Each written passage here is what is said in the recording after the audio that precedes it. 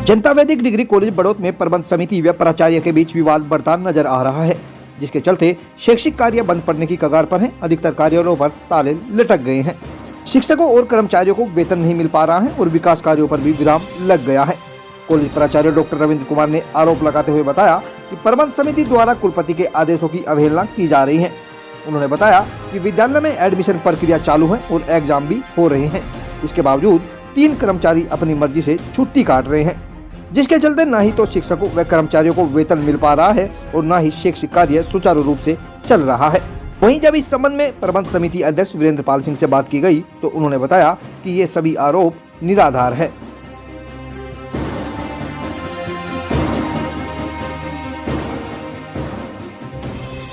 दरअसल आपको बता दें, यह पूरा मामला बड़ौत के जनता वैदिक डिग्री कॉलेज का है, जहां प्राचार्य रविंद्र कुमार ने प्रबंधन समिति पर कुलपति के आदेशों की अवहेलना का आरोप लगाया है।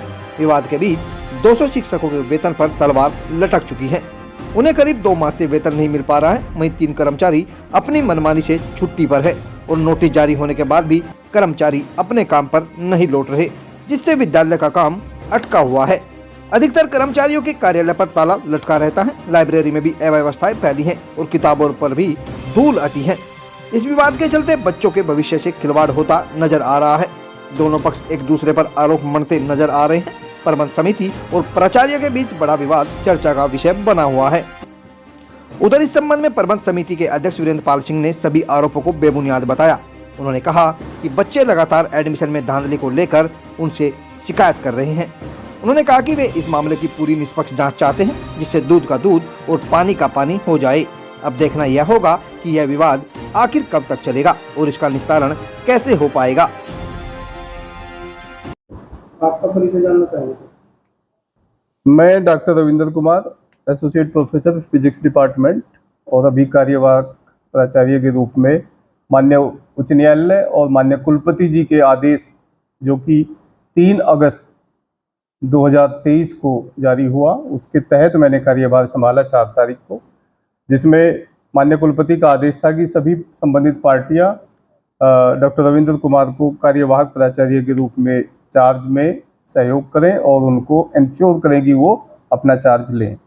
मैंने उस के अनुपालन में सभी संबंधित को पत्र भेज चुका हूं मैं, लेकिन माननीय प्रबंध समिति और माननीय हमारे पूर्व प्राचार्य डॉक्टर अरुण सोलंकी जी द्वारा अभी माननीय कुलपति के आदेशों का पालन नहीं हुआ है और न ही उस दिशा में उन्होंने कोई कंप्लायंस किया। शिक्षकों का जुलाई माह और अगस्त माह का वेतन लंबित है। इसमें हमारा जो वेतन बाबू है, जिसको हमने कहा कि वेतन बना के लाएं और उसको प्रस्तुत करें, वो लगातार 11 अगस्त से छुट्टी पर है। पेट का दर्द बता के छुट्टी पे गया हुआ है और मेडिकल लीव या CL या EL भिजवा रहा है वहीं से। और लगभग 200 कर्मचारियों और शिक्षकों का वेतन जो है एक कर्मचारी की वजह से लंबित है। इसमें हमने क्षेत्रीय उच्च शिक्षा आयोग, क्षेत्रीय अधिकारी मेरठ जो है हमारे, जो हमारे सक्षम अधिकारी है, उनको भी हमने लेटर लिखा है कि इसको वेतन को दिलवाने की प्रक्रिया में हमारा सहयोग करें। देखो, महाविद्यालय का मतभेद प्राचार्य को लेके तो कोई मतभेद नहीं है, क्योंकि प्राचार्य को माननीय हाई कोर्ट और माननीय कुलपति के आदेश पे दोबारा से इस पद पे बैठाया गया है और इसके चलते हुए कुछ असहयोग माननीय प्रबंध समिति की तरफ से देखने में आ रहा है, जिसके चलते कुछ कर्मचारी, जिसमें मुख्यतः स्टेनो श्री हरीश, जो कि एक रूम में लॉक लगा के सभी चीज़ों को बंद करके 4 तारीख से ही गायब है, और लेखाकार भी 5 अगस्त से लगातार छुट्टी पर है, अपनी मां की बीमारी का बहाना या शायद वो बीमार हैं, जो भी व्यवस्था है। इसके अलावा वेतन लिपिक 11 अगस्त से लगातार छुट्टी पे है। तो ये 3 कर्मचारी किन लोगों के सहयोग या किन लोगों की सह से महाविद्यालय को छोड़े हुए हैं, इस पे हमने इनको चिट्ठी भी जारी की है। लगातार 2 चिट्ठियां हम इनको भेज चुके हैं और हम चाहते हैं, इनसे अपील भी कर रहे हैं आपके माध्यम से कि महाविद्यालय में लौटें और महाविद्यालय के जो रुके हुए कार्य है उनको। देखो, महाविद्यालय में जब मार्च 2023 में मैंने कार्यभार ग्रहण किया तो हमने सबसे पहले निर्माण कार्यों को यदि देखेंगे तो कैप्टन घासीराम द्वार, जो हमारा एक इम्पोर्टेंट द्वार था जिसमें कुछ मरम्मत के लिए उसकी तोड़फोड़ में हमने दोबारा उसमें नया काम शुरू किया था, और आप उसको देख सकते हो, उसका फोटो लगा सकते हो, उसका काम बीच में अधूरा पड़ा हुआ है। इसके अलावा शाहमल, बाबा शाहमल का जो द्वार है जिसकी खिड़की की मरम्मत करा के हमने उसको चालू कराना चाहा था, जो कि महाविद्यालय का एक तरीके से सौंदर्य है, और पुरानी जो बिल्डिंग है वो उसके सामने जस्ट खुलता है, वो कार्य भी बीच में पेंडिंग पड़ा हुआ है। इसके अलावा चौधरी मुख्तार सिंह ब्लॉक है हमारा केमिस्ट्री विभाग का, वो पिछले कई सालों से पेंडिंग पड़ा हुआ है। और मेन मैं आपको बताऊं, हमारी जो पुराना भवन है जिसमें पुस्तकालय भी है, उसमें पुस्तकालय की किताबों को यदि आप देखोगे तो उन पे पन्नियां ढकी हुई है। हमने पुराने 2.5 महीने के कार्यकाल में उसकी छत का सर्वेक्षण कराया और उसके कार्य को आगे बढ़ाने की हमने कोशिश की थी कि किस तरीके से ये सब व्यवस्थाएं आगे बढ़े, लेकिन अब मान्य प्रबंध समिति का ऐसा योग कह लो या निष्क्रियता कह लो, जिसके चलते ये सब कार्य रुके हुए हैं। महाविद्यालय में लगातार परीक्षा और एडमिशन की प्रक्रिया चल रही है, जिनके लिए कोई भी संबंधित धन की जो उपलब्धता होनी चाहिए वो नहीं है, और इसके चलते महाविद्यालय के लगभग सभी विभागों के कार्य पेंडिंग पड़े हुए हैं। लोग अपनी जेब से या अपने रिसोर्सेज से महाविद्यालय को चला रहे हैं।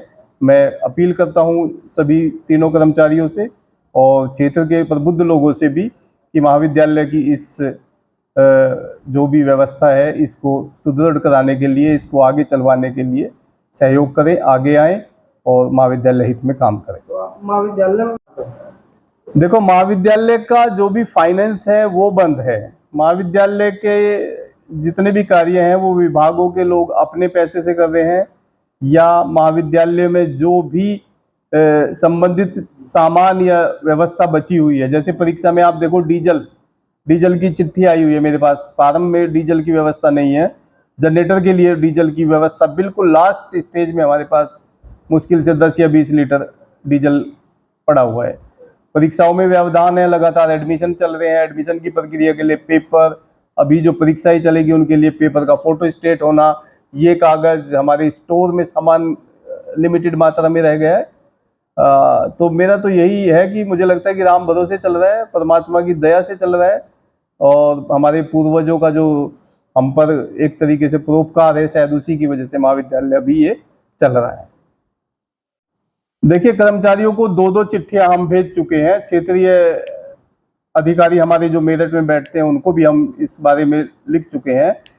अब चूंकि हमारा जो ऑर्डर है मेरा प्राचार्य बनने का, वो माननीय जिलाधीश हमारे जो कलेक्टर साहब हैं उनको भी गया हुआ है, तो हम कोशिश करेंगे कि अपने डीएम साहब से और एसपी बागपत से मिलके इनके महाविद्यालय में के कार्यों में, सरकारी कार्य में जिस तरीके से अवरोध इन्होंने पैदा किया है, जिससे छात्रों को लेके, छात्रों के जो कार्य हैं, महाविद्यालय की परीक्षा, विश्वविद्यालय की परीक्षा में जिस प्रकार की अड़चन इन्होंने डाली है, उसके खिलाफ एक हम चाहते हैं कि प्राथमिकी दर्ज कराएंगे, और उनसे टाइम लेकर हम चाहेंगे कि वो इस मामले में दखलंदाजी करके इन कर्मचारियों को समझाएं या फिर इनके खिलाफ उचित दंडात्मक कार्यवाही करें। ये हमारा अगला स्टेप है।